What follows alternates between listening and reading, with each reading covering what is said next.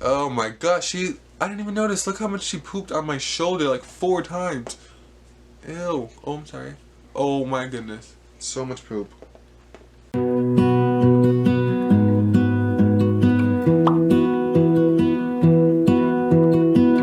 Hey guys, so in today's video, it's a video that I don't really want to be making, but at the same time, I don't want you guys to be clueless. Like, you literally don't even know where to start.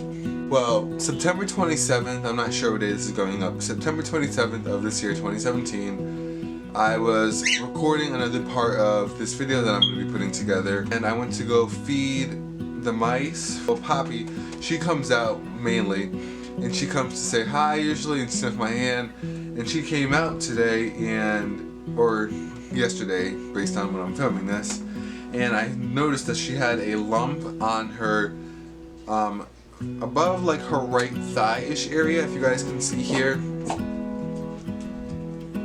But yeah, I was extremely scared and nervous because I knew exactly what it was.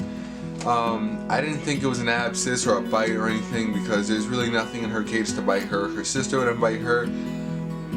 They have never fought before.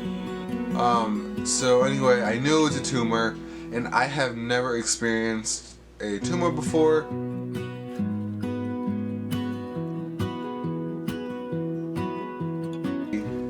Of course, she wants to poop on me. So as soon as I found that, I packed her up in my little DIY carrier over there, and I took her to the vet as soon as I found that. And I was waiting in line. I was like, it was really annoying doing all the waiting, and I'm sorry if I'm not looking at the camera a lot. But I was waiting in the line, and before I actually talk about what happened at the vet, I'll just give you guys some background information about Poppy. So Poppy is a quote-unquote what most people call feeder mouse, and you know, she's an all-white albino mouse. She's snake food in people's eyes.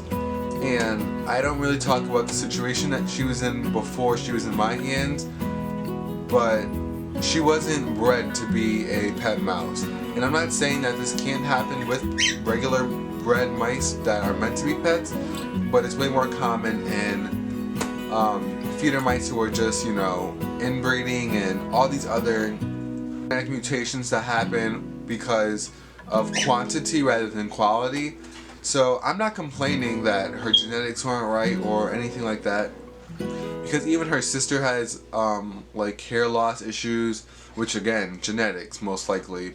But that's besides the issue. As you guys know, she was not, when I got her, she did not come with a pedigree or any lineage chart or anything. So I had no idea what was going to be of her and her genetics.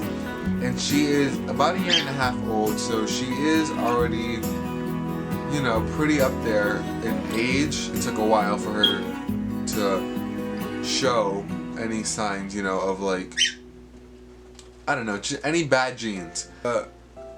Tumor is right here. It is not humongous, but it is big in comparison to her body. So, oh my gosh, I didn't even notice. Look how much she pooped on my shoulder, like 4 times. Ew. Oh, I'm sorry. Oh my goodness. So much poop. Let me just get into now what happened at the vet. First off, she was an interest to a lot of people because mostly people go there for, you know, their dogs and cats, but I was there with the feeder mouse, quote unquote. Okay, so I take her out and I put her on like the little, this is the first time I've ever been in a vet's office either. So I put her on like the little table thing where they examine the animals, and the doctor immediately said like, okay, tumor. First he did think it was an abscess, but he was like, no, it's a tumor. He felt it. And then we started talking about treatment options. I'm literally in a pretty much lose-lose dilemma, and I'm gonna explain that now. So either she gets a procedure done, which is $200 roughly, and that includes everything, which was just gonna pretty much only remove the tumor. I have no genetic, you know, like pedigree or anything about her, so for all I know, I can spend $200 to get it fixed, and then it grows back, which would be literally a waste of money. Then, if the procedure only has a 30-70% ratio of how many are expected to survive because she is a mouse, not a rat. Rats, it's easier to remove tumors because they are bigger and they have more blood. Mice are very small, they have very little blood, so my vet told me that removing the tumor is not going to be the issue, but the amount of blood loss is.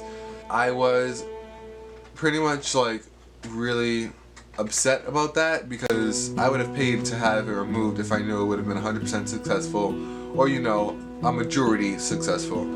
So that was already out of the option. But then on the other hand, if I don't get it treated, then since it is a mammary tumor, it is going to just pretty much metastasize. He didn't tell me what kind of tumor it was, but from the research I've done, mammary tumor, and he didn't tell me if it was going to get bigger or smaller, but he said most likely, almost 10 times out of 10, it gets bigger, obviously resulting in death.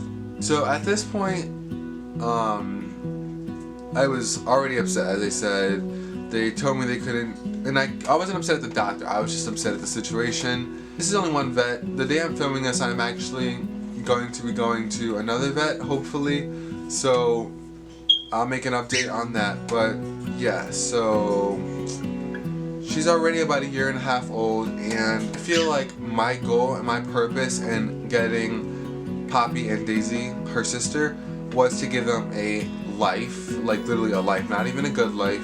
I wanted to give them a good life, but I wanted to offer them at least a life period because they were going to be snake food. And they've been with me now for over 1 year, pretty much 1.5 years, and it took this long for it to happen. So I feel like my goals have been accomplished already to give them a great life, and not saying that at this point anything can happen, but I feel better knowing that I tried. So yes, I'm going to be going to the other vet, but at this point, when she walks, it does not hinder her in any way. Like, she is still fast, still agile, she can still get around, so it's not like immediately like, you know, take it off. It's more of she's older, so the anesthesia is going to be harder on her lungs and on her body. The blood loss is obviously another factor. That's the main factor. Plus, she's already old, so I don't know how much time left in her life she would have had if this didn't happen regardless. Also, I don't know if the tumor is going to grow back. But there's just a lot of things I'm unsure of, and I'm kind of just rolling the dice based on what I think is best for her. And as of now, before I've spoken to or seen my other vet, I have decided pretty much to just keep her at home and let her be happy with however much time she has left with her sister in her cage, comfortable, and let her live her life as much as she can, because I don't want to like take her away from her sister and then, you know, get the tumor removed or it doesn't go well, and even if the procedure doesn't go as planned, you still have to pay for it. My vet told me that tumors are pretty much painless, and they just pretty much most of the time hinder the animal from getting place to place, etc. So I think I'm going to stay more geared towards keeping her at home and keeping her happy, and I don't know, anything can happen, so I'm kind of just preparing myself for anything to happen, and I hope everyone can respect that because it's my mouse, and I think that's what's best for her because she's still happy, still eating, still drinking, still running around, and this is just something that had to happen to her because, of course, genetics. And I forgot to mention this in the beginning of the video, but mammary tumors are passed along to embryos in the mother's placenta, I believe is what I read, or like through the milk or something like that. So it is a genetic mutation / disorder that is pretty much inevitable once you have a mouse. She pooped on me. Ew, I just...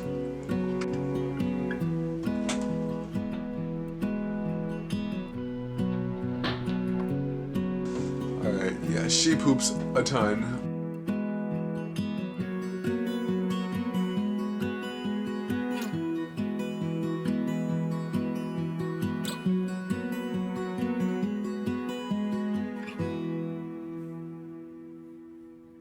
Just wanna love you, just wanna hold you, just wanna be with you till we me, you'll stay